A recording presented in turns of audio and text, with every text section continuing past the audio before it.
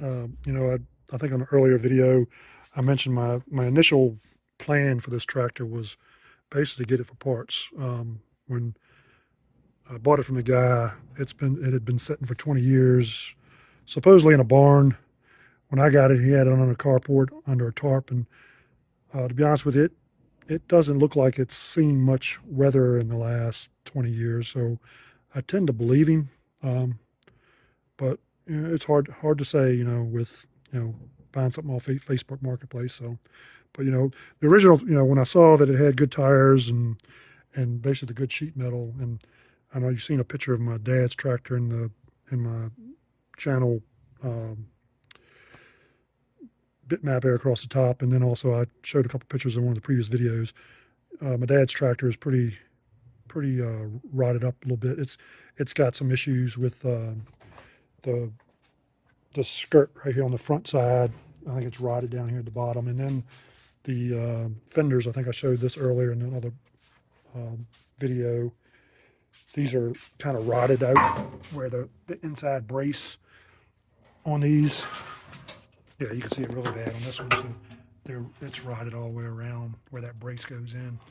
As I mentioned before, I did find a pair of exact match fenders. The guy shipped to me from Kansas, so I'm probably going to try those on my dad's tractor once I get that here.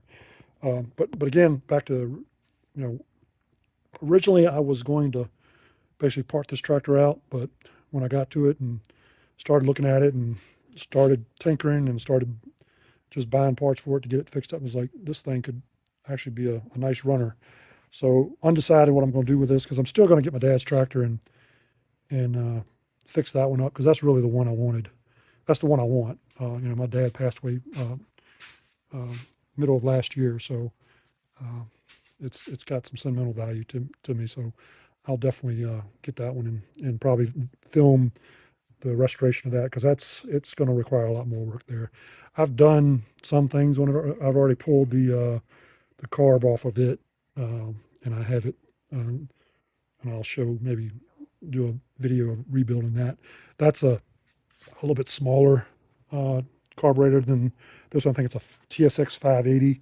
This one, like I mentioned before, is a TSX 765, I believe it is. So the weird thing is when I got this tractor, what I did was originally rebuilt this one, thinking I was going to take this one and go install it on my dad's, and come to find out these studs here are closer together on the 600 series than the 601 series. So it's obviously, this is a bigger carb, and I think that's how they get the larger horsepower. One of the things they've done to get um, a larger or higher horsepower rating, because I believe this is the exact same engine, if I'm not mistaken, on the 601 versus the 600 series.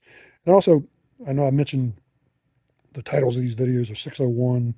This is a 601 series, but it's a 641.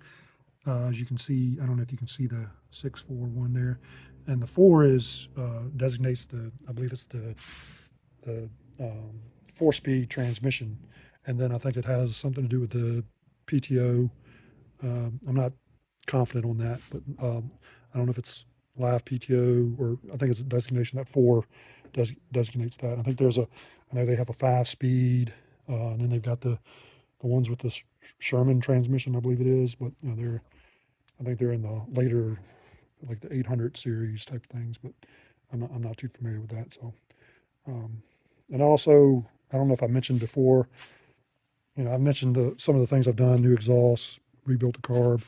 I actually took this air cleaner here off, and there's a steel mesh that's probably about, I don't know, 10 inches wide, and it's rolled up in there. So it was pretty gunked up from about here up to about halfway with just like dirt. So I basically got it out, and what I'll do, I'll take this apart. Actually, let's do that now.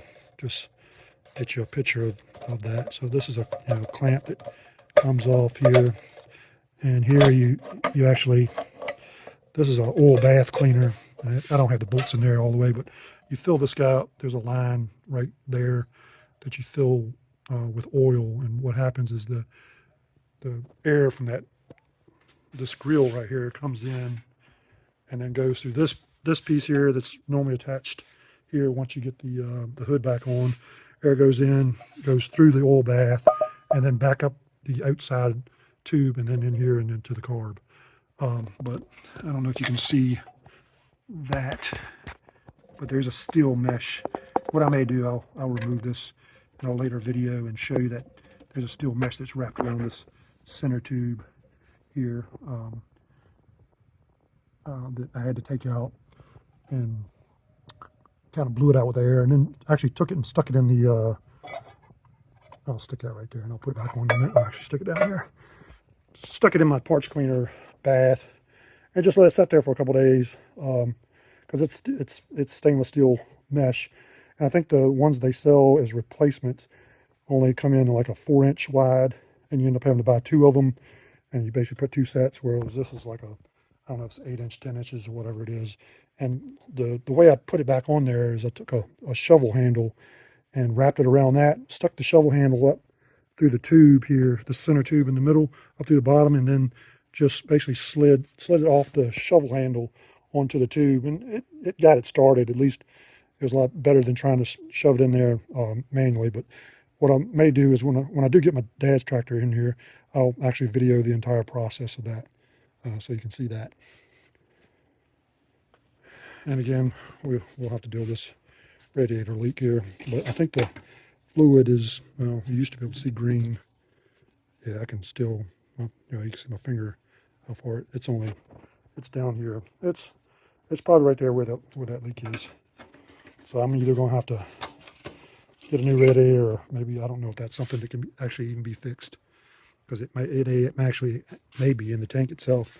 I'll have to take it off and maybe take the shroud off, to where maybe I can pressure test it or something, so I can actually see where the leak is. And if it's something I can fix, I'll either do it or get it fixed, and we'll deal with that.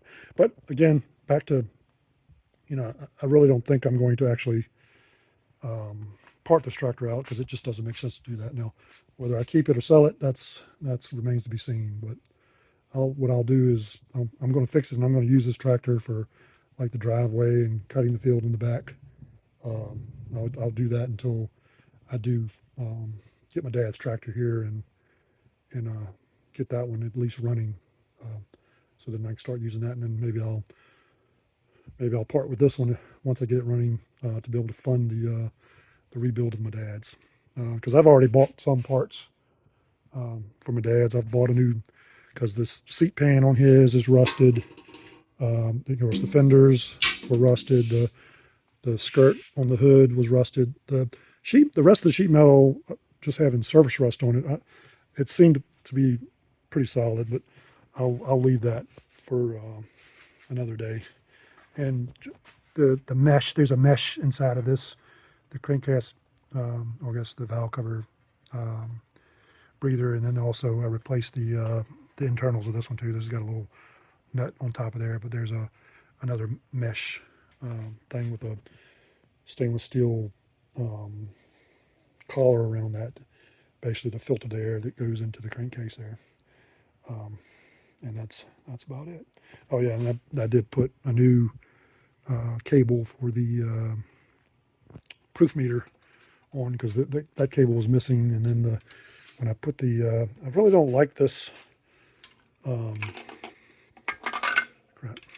Let's move that there. This temp gauge, because it doesn't really match the other ones. So I may end up finding another one there. Maybe I can find a working one off of a older tractor somewhere, off of eBay or something like that, so it would match these bezels. I originally thought this was the original paint, but just based on the fact that this has got paint on on these bezels, because these were black, flat matte black, I think, originally. I'm thinking this tractor was painted at one point, but it does have some pretty good patina on the hood there, where I guess where the exhaust was from the heat there. It does look pretty good.